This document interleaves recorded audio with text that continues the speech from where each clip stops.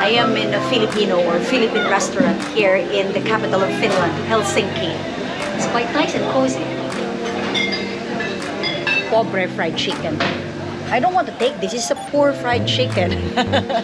No, the restaurant's name is Pobre, which means poor in Filipino.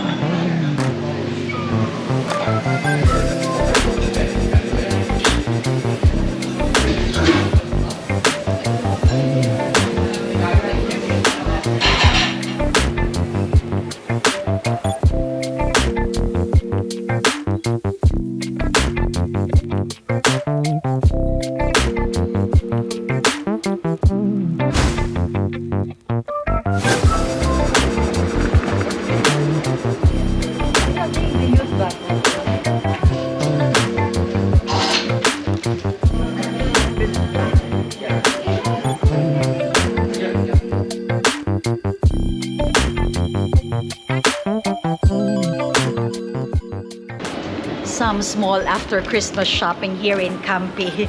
This is a bus station, a main central station here in Helsinki, the capital of Finland. Anyhow, I want to go to a place because I heard there is another small restaurant, or should we say eatery, Filipino one here in Helsinki. So we'll go and check it out.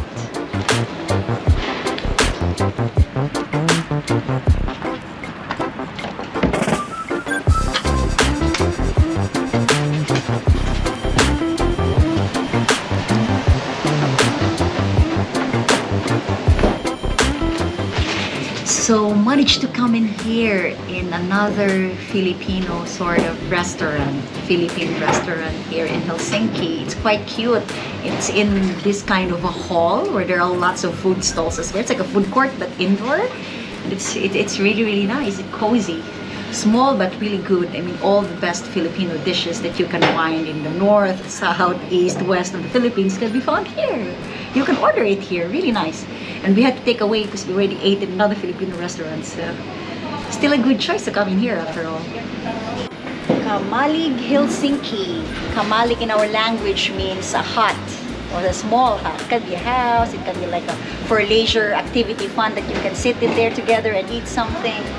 Quite nice. Filipino eatery.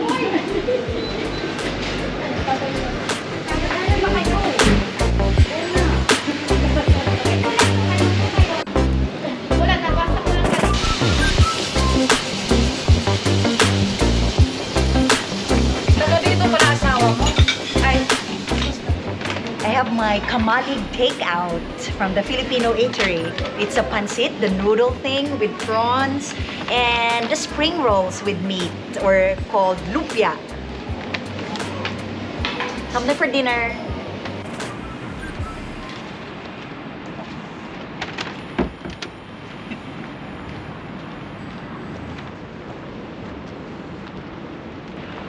Do you want to have some ice cream in a minus 10 degrees Celsius?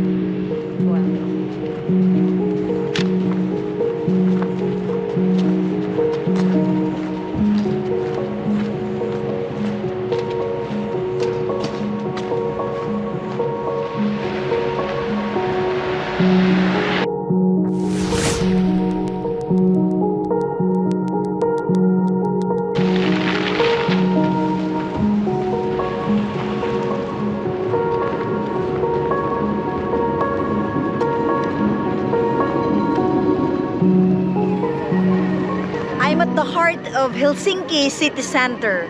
Behind me is the main train station, and then the bus station, the Campi, shows also a very big shopping mall, and there's the Parliament House. It looks like something is happening there. There's some music, and we should walk there, check it out, because there's a nearby, the new library, which is very nice.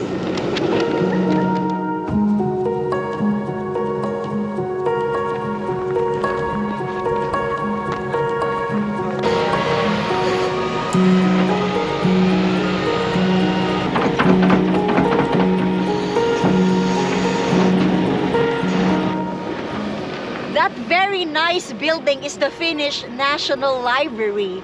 It has won several art prizes for being like a modern and also mixed of the modern and wood structure. It has cafeterias inside, activity centers for kids and adults, and of course the books where you can just lean back, do something, and enjoy. Very beautiful. I don't have time to go there now, but I'd been there like 3 years ago.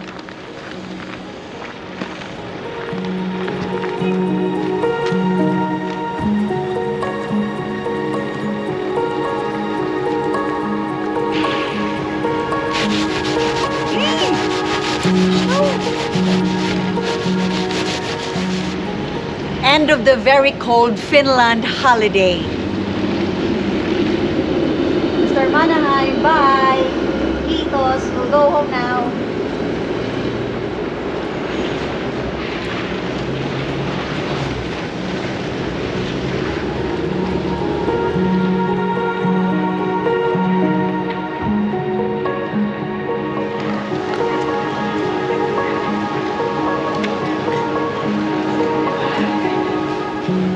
Cold weather and hot chocolate makes a perfect combination. Let's go in Starvey.